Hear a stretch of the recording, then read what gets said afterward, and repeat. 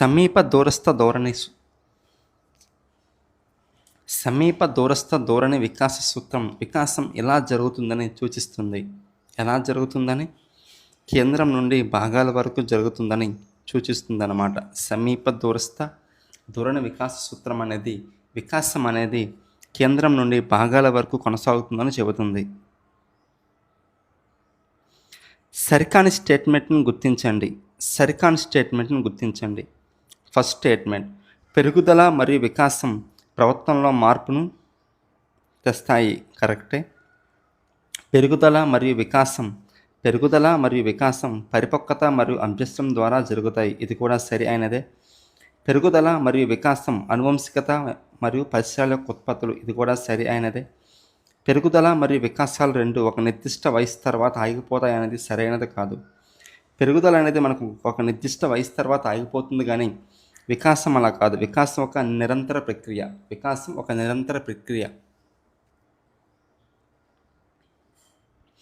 3 ఏళ్ల స్నిగ్ధ ఒక దుకాణంలోని అల్మారాల నుండి కొన్ని బొమ్మలను బయటకు తీస్తుంది. బొమ్మలు పాడైతే వాటికి డబ్బు చెల్లించాల్సి ఉంటుందని ఆమె తండ్రి ఆమెను హెచ్చరించాడు. స్నిగ్ధ తన తండ్రి ఏమి చెబుతున్నాడో అర్థం చేసుకోలేదు మరియు బొమ్మలను బయటకు తీస్తూనే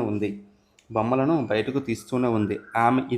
ఆమె వయస్సులో మానసిక వికాసం యొక్క ఏ లక్షణానికి ఉదాహరణ? 3 ఏళ్ల బాలిక కాబట్టి స్నిగ్ధకి మనకి వివేచన అనేది ఉంటుందా? వివేచన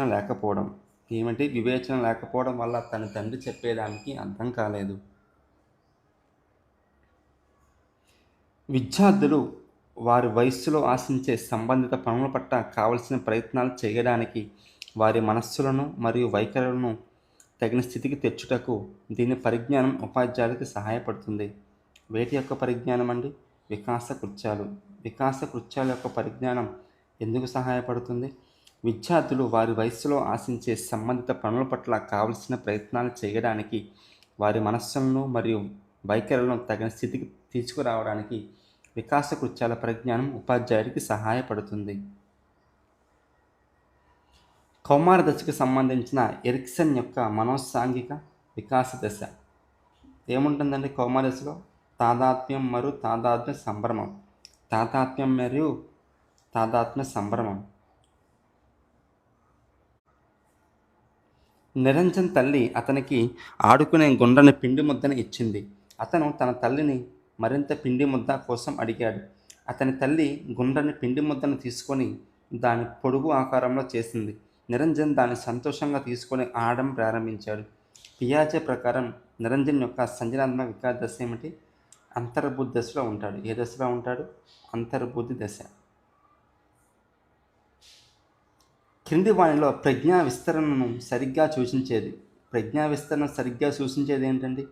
ఎక్కువ మంది సగటు ప్రజ్ఞ కలవారు, చాలా తక్కువ మంది ఉత్తమ తెలివి కలవారు మరియు చాలా తక్కువ మంది మందబుద్ధులుగా ఉంటారు.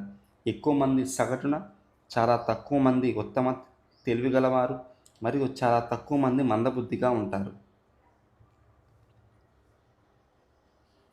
హృతిక్ తన తండ్రికి కుటుంబ వ్యాపారంలో సహాయం చేస్తాడు.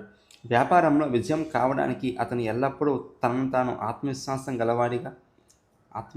గలవాడిగా మరియు సమర్థుడిగా చూపించుకుంటాడు.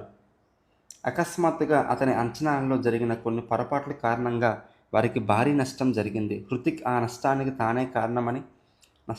తానే కారణమని భావించాడు. ఇప్పుడు తన గురించి తాను అనుకున్నంత సమర్థుడు కాదని భావిస్తున్నాడు. హృతిక్ గ్రహించిన ఈ మార్పు దేనికి సంబంధించిందండి? స్వీయ భావన. దేనికి సంబంధించింది? స్వీయ భావన. చిన్మయి ఒక ప్రముఖ నాయకుడి భార్య. ఆమె ఎల్లప్పుడూ తన భర్త భావజాలాన్ని తను చాలా మంచి అనుసరాలను చూపించే ప్రయత్నం చేస్తుంది. చిన్మయి ఉపయోగించే రక్షణతంత్రం ఏంటి? తాదాత్మీకరణం. ఏంటిది? తాదాత్మీకరణం. వినయ్ అనే 7 ఏళ్ల బాలుడు 2వ తరగతి చదువుతున్నాడు. పాఠశాలలో అతని నిష్పాదన సగటు కంటే ఎక్కువగా ఉంది. అతను తోటి విద్యార్థులందరితో స్నేహంగా ఉంటాడు మరియు అందరితో ఆడుకుంటాడు. అతని తల్లి ఎదుర్కొంటున్న ఒక పెద్ద సమస్య ఏమిటంటే 4 సంవత్సరాలుగా పాఠశాలకు వెళ్తున్నప్పటికీ కూడా ప్రతిరోజు ఉదయం అనేక విధాలుగా ప్రయత్నించినప్పటికీ అతను పాఠశాలకు వెళ్ళడం ఇష్టం లేదని చెబుతూ తీవ్రంగా ఏడుస్తాడు. సహాయం కోసం ఆమె మనోవైజ్ఞానిక శాస్త్రవేత్తకు వెళ్ళింది. ఇక్కడ పరిష్కారం కనుగొనడానికి సరైన పద్ధతి ఏమిటండి? అతని ప్రవర్తనలో మార్పు కాబట్టి వ్యక్తి అధ్యయన పద్ధతి అనేది సరైన సిఫార్సు అవుతుంది. వ్యక్తి అధ్యయన పద్ధతి అనేది అతని ప్రవర్తన పట్ల వస్తున్న సమస్యలు తెలుసుకోవడానికి సరైన పద్ధతి అవుతుంది. క్రింది వాటిలో ఒకటి తరగతిలో ఈక్విటీ నిర్ధారణ వల్ల కలిగే ప్రయోజనం కాదు. క్రింది వాటిలో ఒకటి తరగతి గదిలో ఈక్విటీ నిర్ధారించడం వల్ల కలిగే ప్రయోజనం కాదు. ఏమిటి? విద్యార్థుల మధ్య విరోధాన్ని సృష్టిస్తుంది అనేది సరి అనేది కాదు. ఈక్విటీ వల్ల ప్రయోజనాలు ఏంటి మరి? తరగతి గది పరిశ్రమ యొక్క నాణ్యతను పెంచుతుంది, విద్యా విషయక సాధనాన్ని మెరుగుపరుస్తుంది, ప్రతి పిల్లవాడికి విజయం అందించేలా చేస్తుంది ఈక్విటీ పట్ల నిర్ధారణ. క్రింది వాటిలో వార్షిక ప్రణాళికకు సంబంధించి సరికాని స్టేట్మెంట్ని గుర్తించండి. వార్షిక ప్రణాళికకు సంబంధించి సరికాని స్టేట్మెంట్: విద్యా సంవత్సరం ప్రారంభం నాటికి వార్షిక ప్రణాళిక సిద్ధంగా ఉండాలి. సరి అనేది. విద్యా సంవత్సరంలో నిర్వహించవలసిన ప్రధాన పాఠ్యాంశాలు, సహపాఠ్య కృత్యాలు వార్షిక ప్రణాళికలో ఉంటాయి. ఇది కూడా సరి అనేది. వారపు మరియు రోజువారీ ప్రణాళికను సిద్ధం చేయడంలో వార్షిక ప్రణాళిక మార్గదర్శకంగా పనిచేస్తుంది. ఇది కూడా సరి అనేది. వార్షిక ప్రణాళికలో వివిధ యూనిట్లు కేటాయించిన సమయం ఉండదు అనేది వార్షిక ప్రణాళికకు సంబంధించి సరైన స్టేట్మెంట్ కాదు. వార్షిక ప్రణాళికలో వివిధ యూనిట్లు కేటాయించిన సమయం ఉంటుంది. కింది వాటిలో దేనికి కృత్యాధారిత అభ్యసనం ఎక్కువగా అనుకూలంగా ఉంటుంది? కింది వాటిలో దేనికి కృత్యాధారిత అభ్యసనం ఎక్కువ అనుకూలంగా ఉంటుంది అంటే అంకురోత్పత్తి యొక్క వివిధ దశలను గమనించడం అనే అంశంలో కృత్యాధారిత అభ్యసనం ఎక్కువగా ఉంటుంది. అంకురోత్పత్తి యొక్క వివిధ దశలను గమనించడం. వికలాంగుల హక్కుల చట్టం 2016 ప్రకారం సంబంధిత ప్రభుత్వం ప్రామాణికత వైకల్యత ఉన్న విద్యార్థులకు ఈ వయసు వరకు ఉచితంగా పుస్తకాలు, ఇతర అభ్యసన సామాగ్రి మరియు తగిన సహాయ పరికరాలు అందించాలి. ఏ వయసు వరకు అండి? 18 సంవత్సరాలు. 18 సంవత్సరాల వరకు సంబంధిత ప్రభుత్వం ప్రామాణిక వైకల్యత ఉన్న విద్యార్థులకు 18 సంవత్సరాల వరకు ఉచిత పుస్తకాలు, ఇతర అభ్యసన సామాగ్రి, తగిన సహాయ పరికరాలు అందించాలి. జాతీయ విద్యా ప్రణాళిక చట్టం 2005 ప్రకారం మల్టీమీడియా మరియు ఐసీటీలు దీని మూలాలుగా సిఫార్సు చేసింది. దేని మూలాలుగా? రెండు మార్గాల పరస్పర చర్య.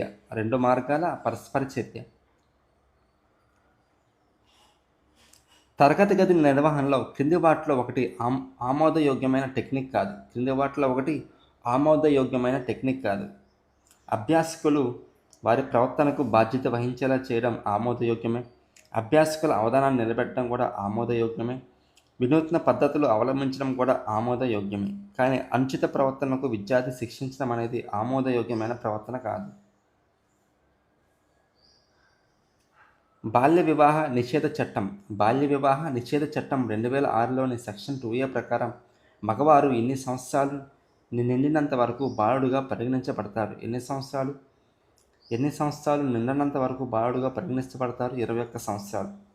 21 సంవత్సరాలు నిండనంత వరకు కూడా బాలుడుగానే పరిగణిస్తారు మగవారు.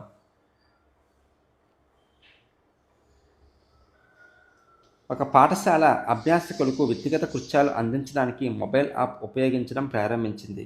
ఇది ఐసీటీని ఎలా ఉపయోగించడం? ఒక అభ్యసన వనరుగా, బోధన మరియు అభ్యసన వనరుగా ఐసీటీని ఉపయోగించడం. గ్రామీణ నేపథ్యం నుంచి వచ్చిన విజయ్ నగరంలోని ప్రముఖ విద్యా సంస్థలలో ఒకదానిలో ప్రవేశం పొందాడు. అతను ర్యాగింగ్కు గురయ్యాడు మరియు మానసికంగా ప్రభావితమయ్యాడు. అతను ఒక మంత్రకుడిని సంప్రదించాడు. అతను అన్ని వివరాలు తీసుకొని సమస్యను విశ్లేషించి విజయ్ అనుసరించాల్సిన కార్యాచరణ ప్రణాళిక ఇచ్చాడు మరియు అతనికి విషయం ఎప్పటికప్పుడు తెలుపుతూ ఉండమని సూచించాడు. ఇది ఏ రకమైన మంత్రణం అండి? నిర్దేశిత మంత్రణం. ఏమిటది? నిర్దేశిత మంత్రణం. బ్రోనర్ సూచించిన ఆవిష్కరణ అభ్యసనం యొక్క ప్రతికూలతగా క్రింది వాటిలో దేనిని చూడవచ్చు? బ్రోనర్ సూచించిన ఆవిష్కరణ అభ్యసనం యొక్క ప్రతికూలత ఏమిటండి? ఆ ప్రతికూలత ప్రత్యేక సామాగ్రి అవసరం. మరి అనుకూలతలు ఏమిటి? బ్రోనర్ ఆవిష్కరణ అభ్యసనం అనేది అభ్యాసకులకు ఉత్సాహాన్ని కలిగిస్తుంది, ప్రభావవంతమైన జ్ఞాపక శక్తికి సహాయపడుతుంది. అభ్యసనాన్ని కొత్త పరిస్థితులకు బదలాయించడంలో సహాయపడుతుంది. శౌర్య అనే 6 ఏళ్ల బాలుడిని తల్లిదండ్రులిద్దరూ ఉద్యోగాలు చేస్తున్నందున డే కేర్ ఉద్దేశంతో మాత్రమే వారు అతనికి వేసవిలో శిబిరంలో చేర్చారు. శిబిరంలో శౌర్య అనేక కృత్యాల్లో పాల్గొన్నాడు. శిబిరం చివరిలో అతని తల్లిదండ్రులు శౌర్య ఏ నిర్దిష్ట నైపుణ్యాన్ని నేర్చుకోలేదని గ్రహించారు. దీనికి కారణం శౌర్యకు అది లేకపోవడం వల్ల. ఏమి లేకపోవడం వల్ల? లక్ష్య దిశ లేకపోవడం వల్ల అతను ఎటువంటి నైపుణ్యాన్ని చేరుకోలేదు. అభ్యాసకుడికి సరైన విశ్రాంతి మరియు వినోదం కల్పించడం అనేది అభ్యసనాన్ని ప్రభావితం చేసే ఈ కారకం కిందకు వస్తుంది. ఏ కారకం అండి? పరిసర సంబంధ కారకం కిందకు వస్తుంది. ఏ కారకం? పరిసర సంబంధ కారకం. అభ్యాసకుడికి సరైన విశ్రాంతి వినోదం కల్పించడం అనేది పరిసర సంబంధ కారకం కిందకు వస్తుంది. వికాస్ ఒక కొత్త భవనంలోకి వెళ్ళి లిఫ్ట్లో ప్రవేశించాడు. పై అంతస్తుకు చేరుకున్న తర్వాత లిఫ్ట్ తలుపులు తెరుచుకోలేదు. భయంతో వికాస్ లిఫ్ట్ యొక్క గోడలను కొట్టాడు. సహాయం కోసం అరిచాడు మరియు అతను బటన్లను యాదృచ్ఛికంగా నొక్కాడు. ఒక బటన్ నొక్కినప్పుడు తలుపు తెరుచుకుంది. వికాస్ ప్రవర్తన ఈ కింద చర్యగా వివరించవచ్చు. ఏ కింద చర్యగా వివరించవచ్చండి? యత్న దోష. అనేక బటన్లు నొక్కాడు, ఒక బటన్ యాదృచ్ఛికంగా తెలుసుకుంది కాబట్టి అది యత్న దోష సిద్ధాంతం అవుతుంది. అనేక విఫలమైన ప్రయత్నాల తర్వాత ఒక ప్రయత్నం విజయవంతం కావడం కాబట్టి అది యత్న దోష సిద్ధాంతం కిందకి వస్తుంది. బహుళ ఉద్దీపనలో ఒక నిర్దిష్ట ఉద్దీపనకు మాత్రమే ప్రతిస్పందించడం నేర్చుకోవడం అనేది బహుళ ఉద్దీపనలో ఒక నిర్దిష్ట ఉద్దీపనకు మాత్రమే ప్రతిస్పందించడం కాబట్టి విచక్షణ. ఉద్దీపన విచక్షణ. యోగా నేర్చుకోవడానికి ఒక నిర్దిష్ట ప్రదేశానికి వెళ్ళడానికి అపర్ణ విమాన టికెట్లు బుక్ చేసుకుంది. కానీ వెళ్లే ముందు ఆమె యోగా నేర్చుకోవడానికి మరొక మంచి ప్రదేశాన్ని తెలుసుకుంది. ఆమె బుకింగ్ను మార్చుకోవాలనుకుంది. ఆమె ఎయిర్లైన్స్కి కాల్ చేసి ఆటోమేటెడ్ సర్వీస్ అందించిన సూచనలతో వివిధ ఎంపికల ద్వారా పని పూర్తి చేసింది. ఇది దీనికి ఉదాహరణ. దేనికి ఉదాహరణ అండి? కూయింగ్ ఉదాహరణ. బండోరా యొక్క సాంఘిక అభ్యసన సిద్ధాంతంలో ఒక నిర్దిష్ట పరిస్థితిలో విజయం సాధించగల తన సామర్థ్యంపై ఒక వ్యక్తికున్న నమ్మకాన్ని ఏమంటారు? తన సామర్థ్యంపై తనకు నమ్మకం ఉంది కాబట్టి అది స్వీయ సామర్థ్యం అవుతుంది. ఒక ఉపాధ్యాయురాలు నృత్యం, నాటకం, క్విజ్ మరియు అథ్లెటిక్స్ అనే 4 కృత్యాలు ఎంచుకొని తన విద్యార్థులందరినీ 4 కృత్యాల్లో కనీసం ఒకదానిలోనైనా వారు పాల్గొనమని చెప్పింది. 4 కృత్యాల్లో ప్రధానంగా సంజ్ఞానాత్మక రంగానికి సంబంధమైన కృత్యం ఏమిటి? సంజ్ఞానాత్మక రంగం అంటే జ్ఞానానికి సంబంధించింది కదా. జ్ఞానానికి సంబంధించిన కృత్యం ఏంటి? దాంట్లో మనకి క్విజ్ కదా. క్విజ్ అనేది మనకి సంజ్ఞానాత్మక రంగానికి సంబంధించింది. ఇంకా నాటకం, ఇంకా డ్యాన్సు, అథ్లెటిక్స్ అనేవి మనకి మానసిక చలనాత్మక రంగానికి సంబంధించినవి. క్రింది వాటిలో ఒకటి ప్రేరణను రేకెత్తించిన దాన్ని నిలబెట్టడానికి సహాయపడదు. క్రింది వాటిలో ఒకటి ప్రేరణను రేకెత్తించి దాన్ని నిలబెట్టడానికి సహాయపడదు. ఏం సహాయపడదండి? ఏ ప్రవర్తన? అస్పష్టమైన లక్ష్యం అనేది ప్రేరణను రేకెత్తించినా అది నిలబెట్టడానికి సహాయపడదు. అదే స్పష్టమైన లక్ష్యం ఉంటే ప్రేరణ అనేది బలంగా ఉంటుంది.